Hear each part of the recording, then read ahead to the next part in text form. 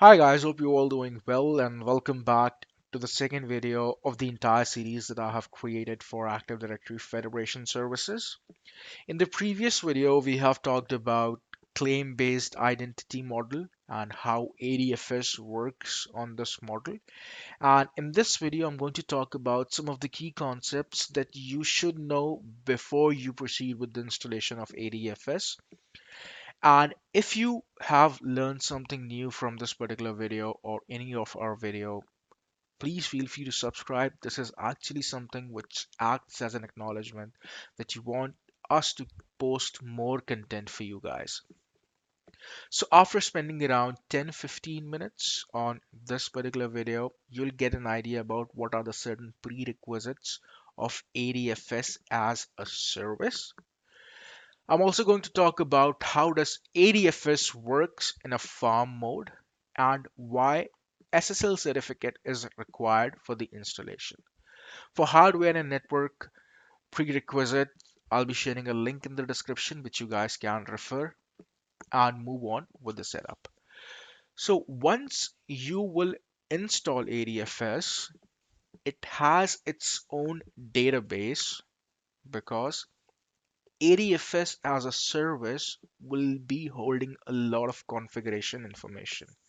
Likewise, you can have different set of relying parties. That means multiple applications will be contacting your ADFS server to get the authentication done. And ADFS has to keep certain information as a reference point for those applications. So that's the reason when you install ADFS, a database is also installed. Now, ADFS is actually a server role that can be installed on 2012 R2, 2016, 2019. Now, I said before that a database is installed. Now, this is that part of setup wherein you are choosing default set of options. Now, what do I mean by this? That I'll open a server which is domain joined. Yes, I repeat it once again. Make sure that you are installing this service on a domain joined machine. I'll go to add and remove roles and I'll click on ADFS. On the same server where you are installing ADFS and you are choosing the default set of options, Windows internal database will be installed, which will be used by ADFS service to save all the configuration. Now, this is something which will be done by default. You don't have to do anything. But there is one more option, and that is you can use a SQL instance, and this option is something which we call custom setup. So when you will follow the process of installing ADFS, there is an option wherein you can choose a SQL instance. So if you have your own SQL server and you want to use a dedicated SQL instance, you can give the instance information in the setup. And instead of installing Windows internal database, which is a part of setup, this SQL instance will be used for your ADFS database. So in simple terms, ADFS is a service which has a lot of configuration that has to be saved. That's the reason ADFS as a service requires a database. Now, I have used a term called configuration multiple times, and there is a reason behind that, and that is the database which ADFS creates or which ADFS uses as a service is called ADFS configuration database. Now, there is something new which has been introduced from 2016 and onwards, and that is something called farm behavior level. For this video, just understand this that there is something exist called farm behavior level.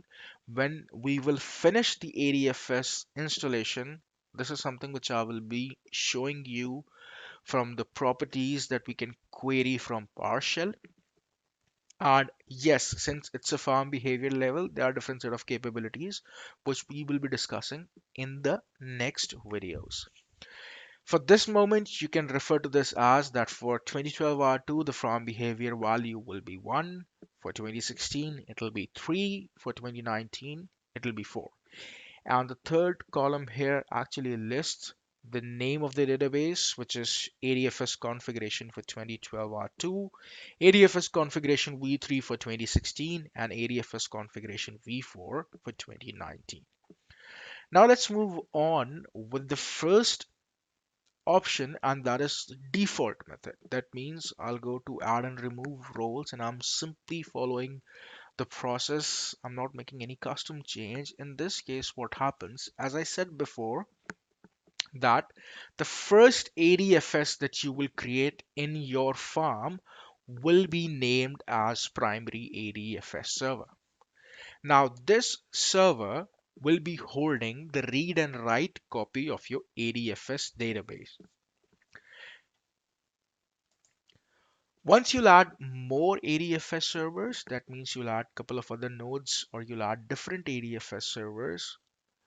These other ADFS servers will be known as secondary ADFS servers. And these servers will be holding the read-only copy of the ADFS database. So if you go by the default method, that means where WID is used, Windows Internal Database. In those kind of scenarios, the first server will be named as primary ADFS server, which will be holding a read and write copy of ADFS database. That means any configuration change that has to be done. That means if you want to add any application as a relying party, or if you want to add a new claim provider, if you want to make any change, you have to log into primary ADFS server, make all those changes, and those changes will be replicated to your secondary ADFS servers, because these secondary ADFS server will be holding the read-only copy.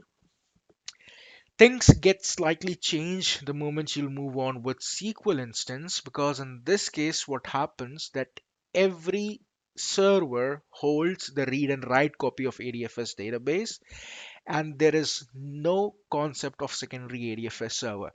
That means you can log into any of the ADFS server and make the configuration changes.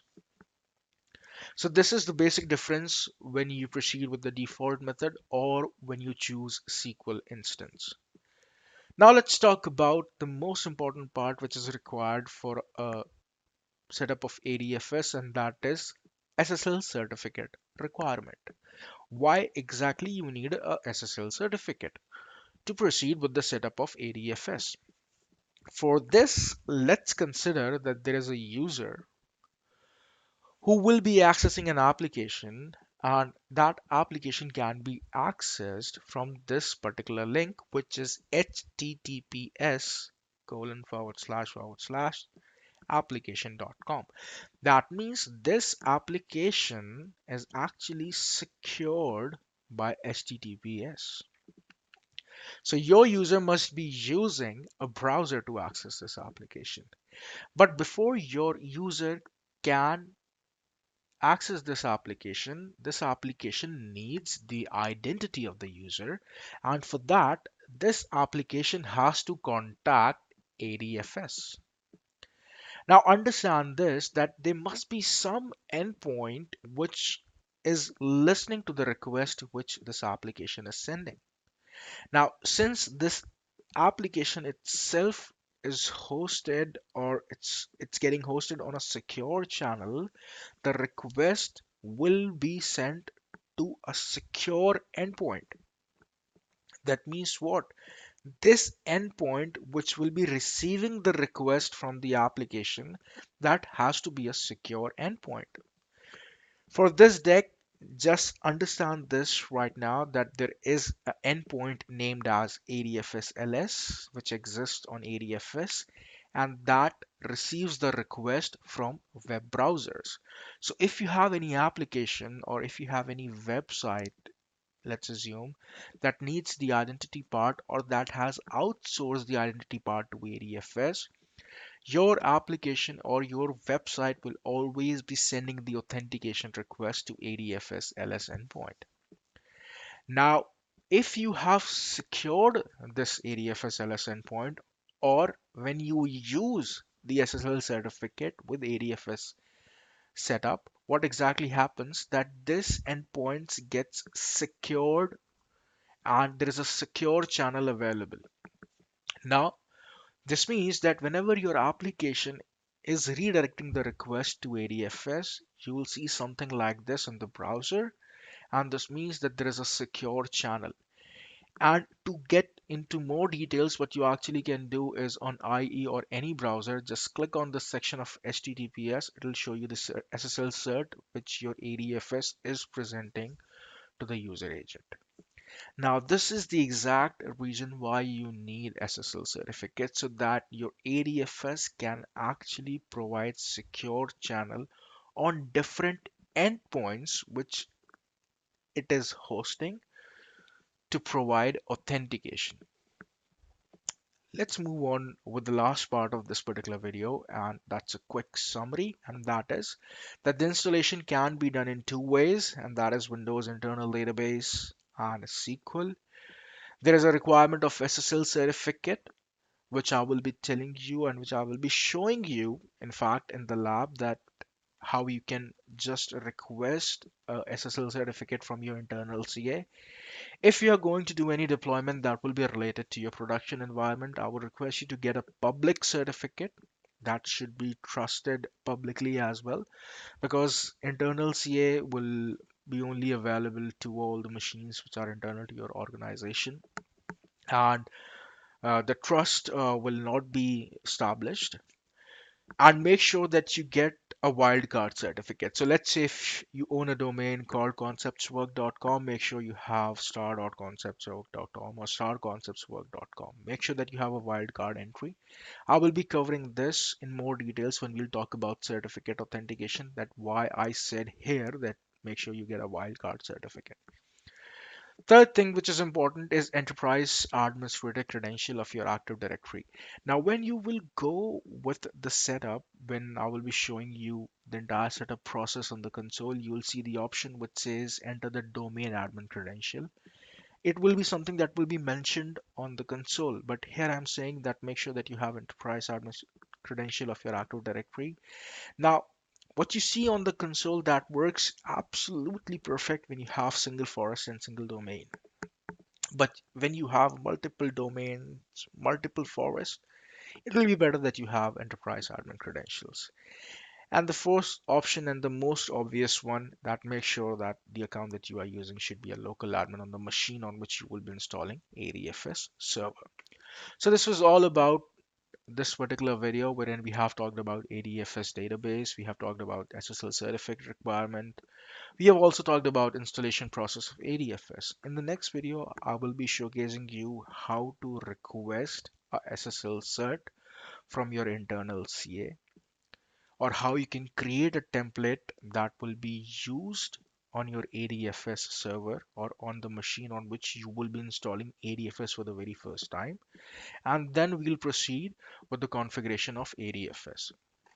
So thank you so much, guys. Thanks for your time. If you have learned something new, please make sure that you have subscribed, and we will keep on posting more free content for you. Thank you so much. Thanks for your time. Bye bye.